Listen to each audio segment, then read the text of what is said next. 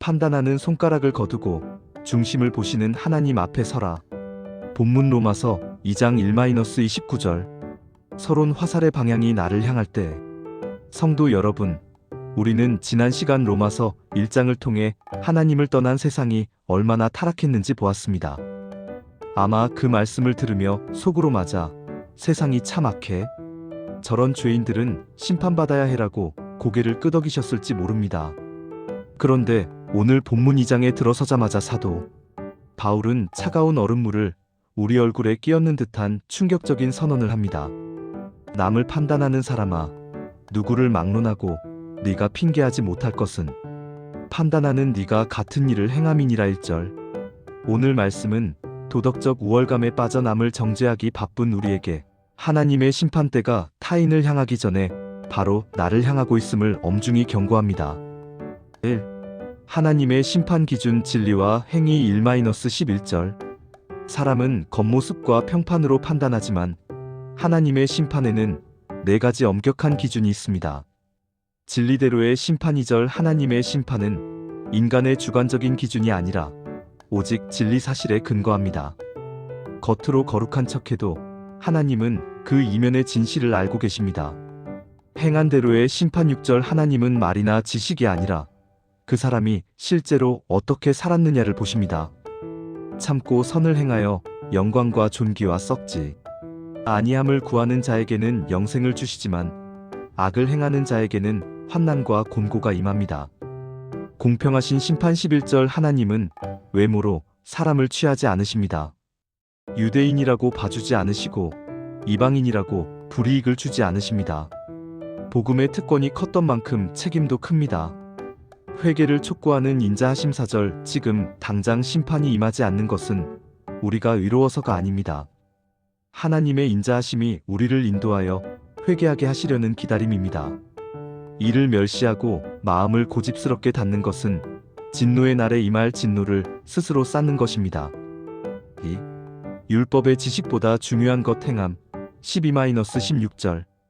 당시 유대인들은 자신들에게 하나님의 법률법이 있다는 사실에 엄청난 자부심을 느꼈습니다.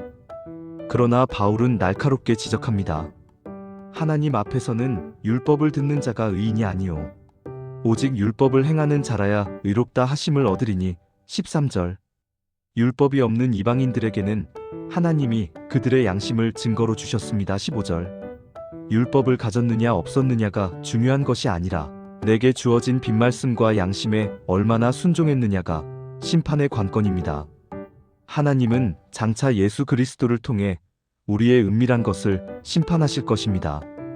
우리는 성경을 많이 안다는 사실에 안주해서는 안 됩니다. 아는 지식은 순종의 열매로 증명되어야 합니다. 3. 종교적 위선의 위험성. 17-24절.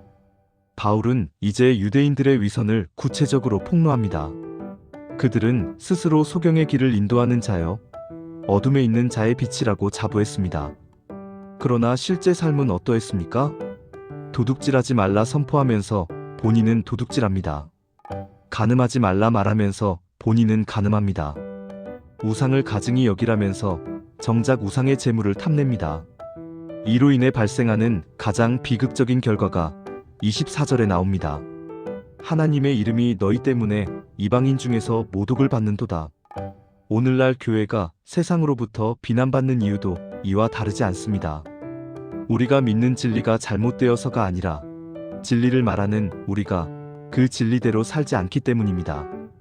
우리의 위선은 하나님의 영광을 가리는 가장 큰 장애물입니다. 4. 참된 할례는 마음에 있습니다. 25-29절. 유대인들에게 할례는 구원의 보증수표와 같았습니다. 하지만 바울은 충격적인 결론을 내립니다. 율법을 범하면 그 할례는 무할례 이방인과 다를 바 없다는 것입니다. 표면적 유대인 vs 이면적 유대인. 겉모습만 유대인이라고 해서 다 유대인이 아닙니다.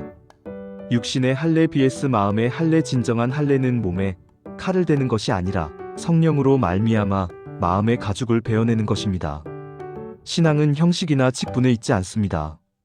주일 예배에 참석하고 직분을 가졌다는 것이 우리를 구원하지 못합니다. 성령께서 내 마음의 완고함을 깨뜨리시고 하나님을 향한 진실한 사랑과 통회가 일어나는 것, 그것이 바로 마음의 할례입니다.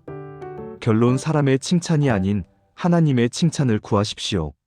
로마서 2장은 우리에게 묻습니다. 너는 누구를 판단하고 있느냐? 너의 속사람은 하나님 앞에 정직하냐? 우리는 남을 정죄하는 재판관의 자리에서 내려와야 합니다. 그리고 하나님의 자비로운 심판대 앞에 발가벗겨진 죄인의 모습으로 서야 합니다. 우리가 붙잡아야 할 것은 나의 도덕성이나 종교적 경력이 아닙니다. 오직 우리 마음을 새롭게 하시는 성령님의 은혜뿐입니다. 세상 사람들의 인정과 칭찬에 목매지 마십시오. 그 칭찬이 사람에게서가 아니요 다만 하나님에게서니라. 19절. 사람의 눈을 의식하는 위선자가 아니라 하나님의 시선 앞에서 마음의 할례를 받은 진실한 그리스도인으로 살아가는 저와 여러분이 되시기를 주님의 이름으로 축원합니다. 기도. 거룩하신 하나님, 남의 허물은 크게 보면서 내 안에 들보는 보지 못했던 저희의 교만을 용서하여 주시옵소서.